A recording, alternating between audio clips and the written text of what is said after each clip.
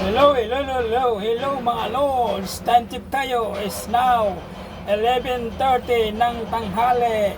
Kaya magluluto naman si Boy Chef Mr. Pogi. Joke lang. Magluluto tayo ngayon ng ulam ko ngayong tanghali.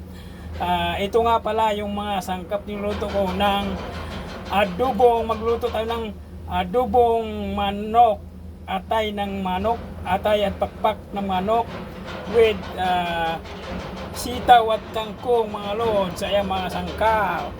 Ayan. Yung pakpak mga lods, ito yung atay, yung manok. Oh, ayan. Atay mga manok mga lods. Ayan, sibuyas. At saka inuna ko ng sangkutsahin inuna ko ng gisahin yung bawang at saka luya. Ito yung kangkong at saka sitaw mga lods. Ayun, yung asin, sibuyas at saka oyster sauce, mamasitas at saka suka at saka tuyo mga lods. Ito nga pala yung betching ko. Ayan mga lods. Ayan din yung yung paminta mga lods. Okay, unahin na natin gisahin yung pakpak mga lods. Hep hep hooray! Yan mga lods. Unahin natin yung sangkutsahin muna natin ang pakpak sa bawang at saka luya para tanggal ang lansa. Unahin natin ng pakpak mga lods kasi medyo may tigas-tigas yan eh. Isunod na natin bago mamaya yung pakpak mga lods. Mga lods, okay. Ayan mga lods, dahil medyo malambot na yung pakpak ng manok, halu-haluin natin. Sinangkutsa ko na sa bawang, sibuyas at saka luya. Bango. Wala kang maamoy na lansa mga lods. Amoy luya at saka bawang. Mga lods, ito na yung atay.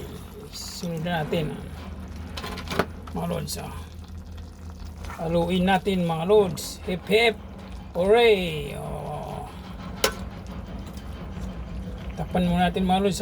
Luto-lutuin muna natin sa kailagay yung tuyo, paminta, saka timplan natin ng pitchin saka asin mga lods. Ayan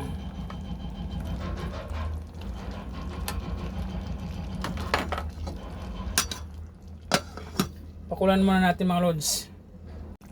Ayan na mga lods, dahil tinamplayan na natin ng tuyo, suka, paminta at saka asin at saka bitsin. Ngayon tikpan na natin kung templado na mga lods. Mga lods,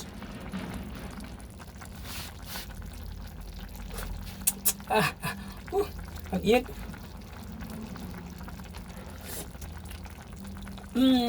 Sarap, yummy mga lods.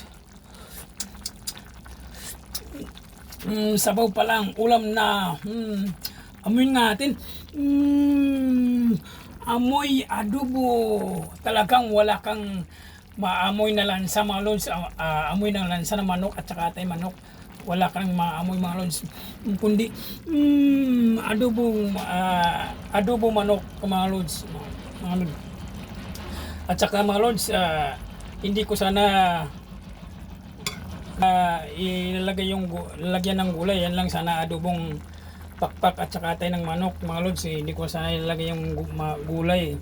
Kaso nga lang, ilalagay na natin kasi masisira na sa rep. Malapit na masira sa rep mga lods. Malanta lang siya. Hindi na natin mapakinabangan. Kaya isasawag na natin mga lods dito sa adobong atay at saka pakpak mga lods. Mas lalong masarap at saka masustansya mga lods. Yan. Unahin natin yung sitaw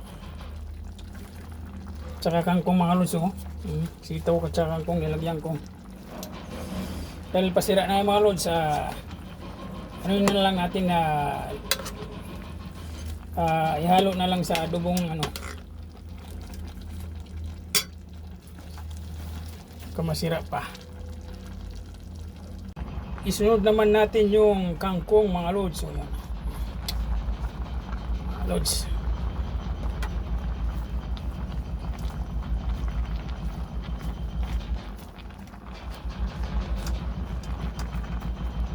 Ayun na mga lods, nalagyan na natin yung gulay, kangkong at saka sitaw. Nilagyan ko ng kangkong, dapat hindi nilagyan ko ng gulay mga lods. Dahil nilagyan ko ng sitaw at kangkong, matagal na sa kasi sa rep pasira, palantan na lang mga lods. Kaya sinawag ko na lang dito sa adobong atay at saka pakpak ng manok. Dahil nilagyan na natin lahat, kulang na lang yung dagdag natin yung oyster sauce Mamasitas mga luso. Yan. Pang pep pep pep pep pep pep pep pep pep pep pep pep pep pep pep pep pep pep pep. Haluin na natin mga lods para kumalat ang kabutihan mga lods, ang oyster sauce mga lods. Tapos tikman na natin ulit para lalong masarap mga lods. Ang ating adobong atay ng manok at saka pakpak with nilagyan ko ng sitaw at saka kangkong mga lods. Hindi dapat nilagay kasi masira na, matagal na kasi sa rep, palanta na. Kaya nilagay ko lang mga lods. Kaya ako lang yata nakaimbento nito Sorry mga lods.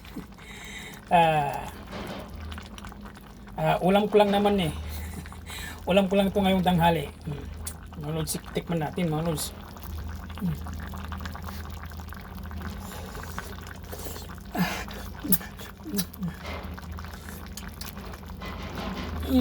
Mas lalong sumarap mga lods. Malasahan mo yung oyster sauce Mamasitas. Amoy natin.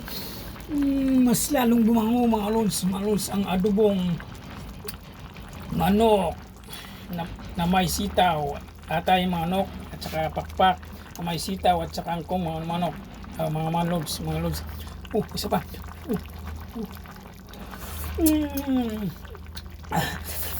Sarap. Yummy mga lods.